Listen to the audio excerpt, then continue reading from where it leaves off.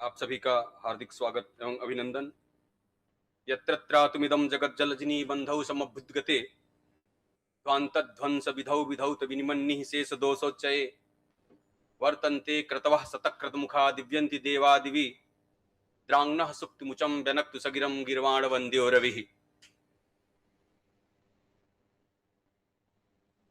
आज के इस सम्मेलन पूर्व कार्यशाला जो संगोष्ठी वैशाख कृष्ण प्रतिपदा से तृतीया पर्यंत महाकाल की नगरी उज्जैन में आयोजित होने वाली है, उसके पूर्व पीठिका के लिए, उसके प्रारूप के लिए, उसको सफल बनाने के लिए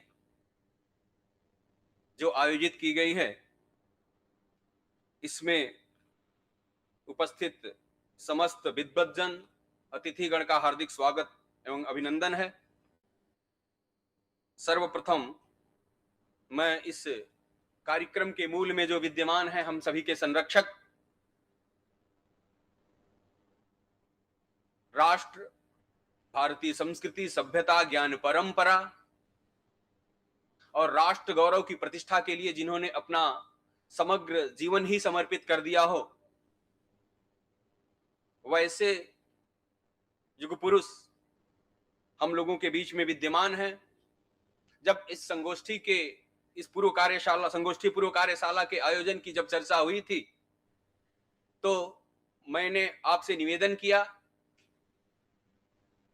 डॉक्टर शिव कुमार जी भाई साहब जो अखिल भारतीय संगठन मंत्री हैं विज्ञान भारती के, जो हमारी भारतीय ज्ञान परंपरा है, जो हमारा ज्ञान वैभव है, वेद वेदांगों में निहित जो विज्ञान के तथ्य हैं, वैज्ञानिक तथ्य हैं, उनको उनके प्रकाशन में जो सतत प्रयत्नशील हैं, जो एनईपी हम लोग आज सभी विश्वविद्यालयों में अपने प्रयोग में ला रहे हैं, उसकी पूर्व पीठिका, आधार पीठिका आपके द्वारा ही, आपके निर्देशन संयोजन में ही वो निर्मित की गई है। हमने आपसे निवेदन किया और आपने सहर्ष अनुमति प्रदान करके हमें अनुग्रहित किया और आज हम लोगों के बीच में मुख्य अतिथि के रूप में विद्यमान हैं, उपस्थित हैं। सर, मैं आपको सादर प्रणाम करता हूं, आपका हार्दिक स्वागत एवं अभिनंदन करता हूं।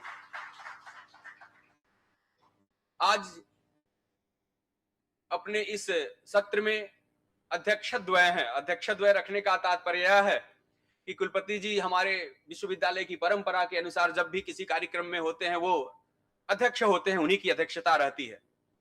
लेकिन अन्यत्र कार्य व्यवस्थाओं के कारण उनका एक आंशिक समय में ही उपस्थित हो पाना संभव हो पा रहा है और हमारे यहाँ शास्त्रीय मर्यादा के अनुसार अध्यक्ष के बिना सभी सभा रिक्त नहीं होनी चाहिए।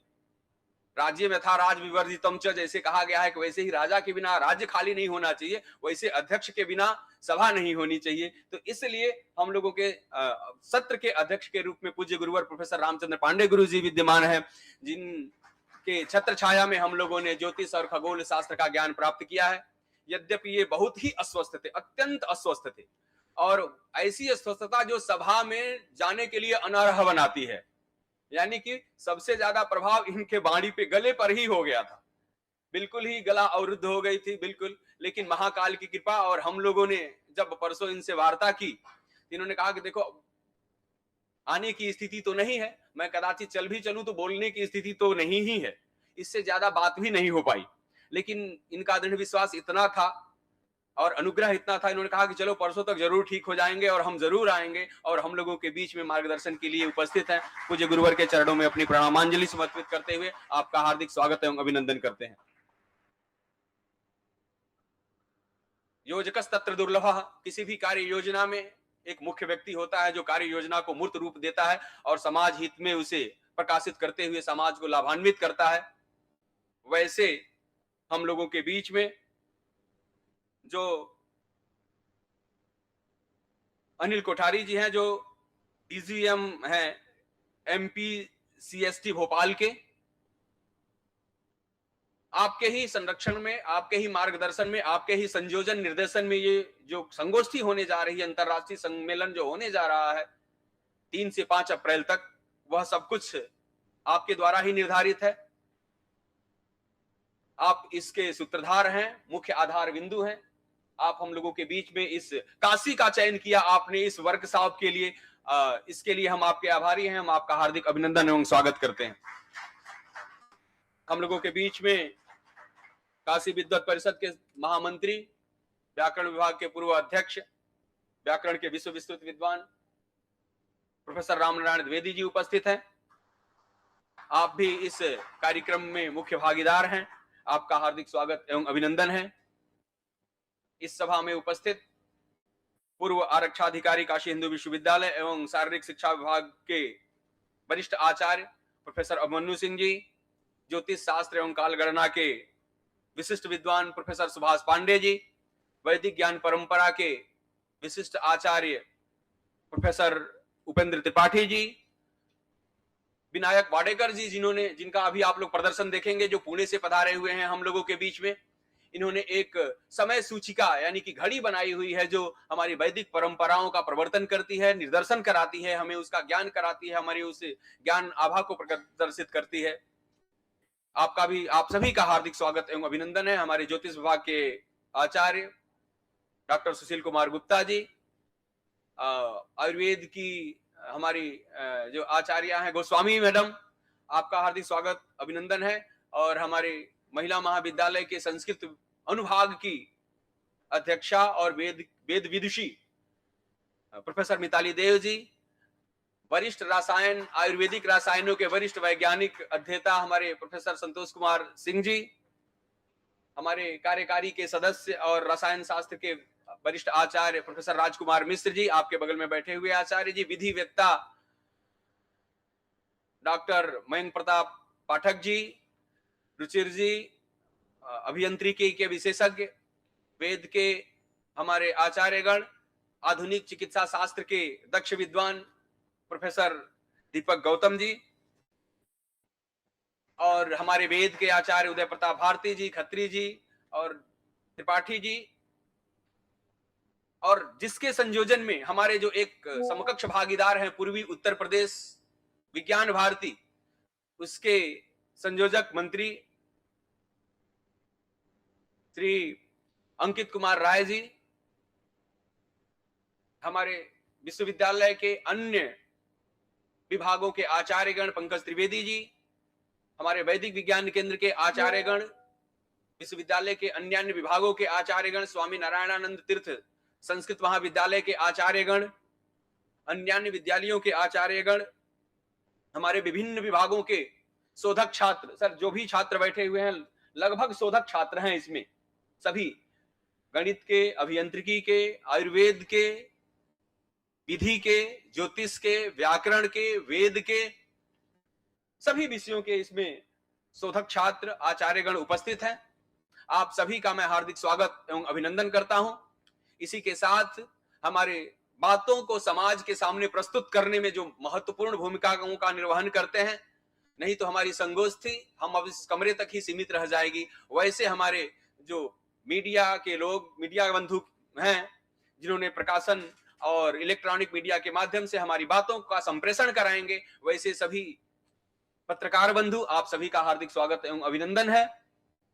हमारे कार्यक्रम में जो भी परोक्ष या प्रत्यक्ष रूप में जितने भी सहायक गण हैं, आप सभी का स्वागत अभिनंदन है। हमारे कुलपति महोदय जो अभी आएंगे 12 से 12:30 के बीच में उनका आगमन प्रस्तावित है, उनका भी हार्दिक स्वागत एवं अभिनंदन है।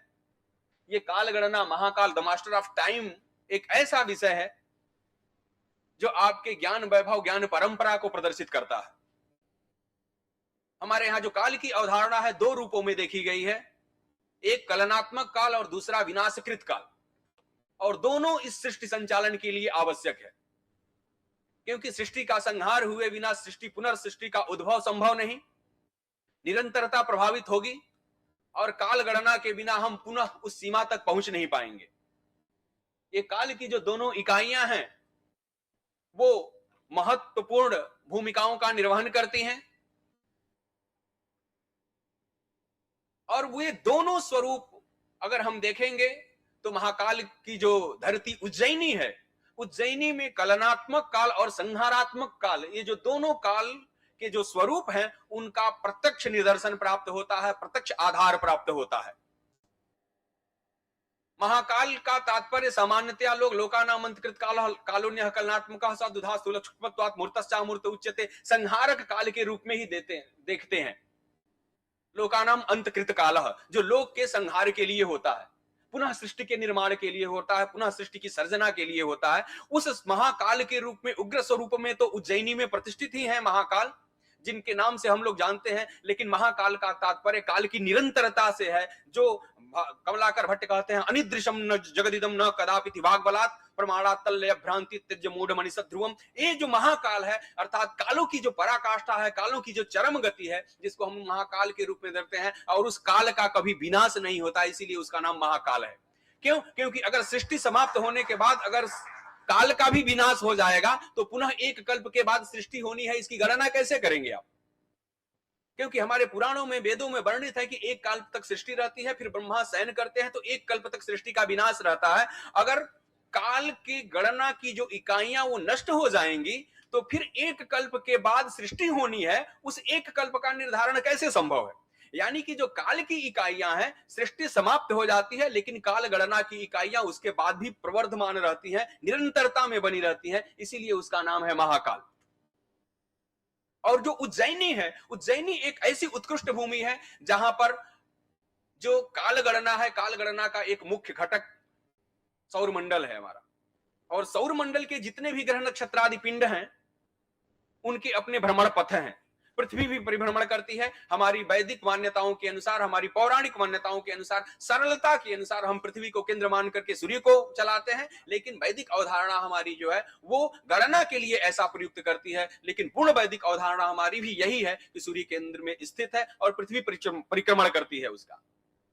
तो ये जो इन गणना की जो इकाइयां हैं, गणना के जो घटक हैं, गणनाओं के जो निर्धारक तथ्य हैं, वो उज्जैनी महाकाल में एक महत्वपूर्ण भूमिकाओं का निर्वहन करते हैं। इस भूखंड पे उज्जैनी एक ऐसे जगह, एक ऐसे स्थान पर स्थित है जहां पर हमारी कर्क रेखा और भूमध्य रेखाओं का संयोग होता है, जिसके द्वारा हम ग्रह गणनाओं को कर पाते हैं। काल निर्धारक जो तथ्य हैं, सूर्य, चंद्रमा, मंगल, बुध, बृहस्पति इत्यादि, जिसमें सूर्य और चंद्रमा, पृथ्वी की महत्वपूर्ण भूमिका होती है। इन तीनों घटकों का प्रत्यक्षीकरण, उनके चलन विचलन में संशोधन, उनका सम्मार्जन करने में सफल हो पाते हैं सरलतम विधि से।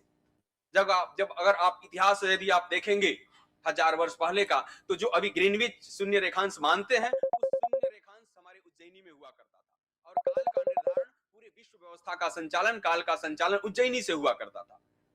उसको परिवर्तित करते हुए अभी जो ग्रीनविच में रखा गया है, ग्रीनविच में काल की कोई ऐसी सौरमंडलीय कोई ऐसी एक रेखा नहीं है, कोई ऐसा एक घटक नहीं है, एक ऐसा अवयव नहीं है जिसको आप स्थिर मान करके और ये कहने में समर्थ हो पाएंगे कि नहीं, ये भूमि महत्वपूर्ण है। वैसे तो गोल पदार्थ पे कहीं भी उंगली रखेंगे और उसको जीरो मान करके पूरब जाएंगे तो पूर्वी, और पश्चिम जाएंगे तो पश्चिमी रेखांश आप कह सकते हैं, उत्तर आकर के उत्तरी अक्षांश और दक्षिणी जाकर के दक्षिणी अक्षांश, दोनों ध्रुवों के मध्य में आप निर्धारित कर सकते हैं। लेकिन तो सौरमंडल में निर्धारित किया है, उस सौरमंडल के अनुसार एक उज्जैनी ऐसी भूमि है जो अपने आप में एक महत्वपूर्ण भूमिका का, महत्वपूर्ण तथ्यों का अवगाहन किए हुए है। उसी पे चर्चा करने के लिए वो संगोष्ठी आयोजित है, और इसी बिंदु पे हमारे आज के विद्वतगण भी कुछ प्रकाश डालेंगे। अभी हम लोगों के बीच में भारत अध्ययन केंद्र के संस्थापक आचार्य, पूर्व अभी वर्तमान संस्कृत विभाग के अध्यक्ष, हमारे काशी विद्वत परिषद के भी आचार्य, साहित्य, व्याकरण, दर्शन आदि के प्रतिष्ठित विद्वान प्रोफेसर सदाशिव कुमार द्विवेदी जी उपस्थित हुए हैं। आपका भी हार्दिक स्वागत एवं अभिनंदन करता हूं, और आप सभी का हार्दिक स्वागत एवं अभिनंदन करते हुए अपनी वाणी को विराम देता हूं। सादर प्रणाम।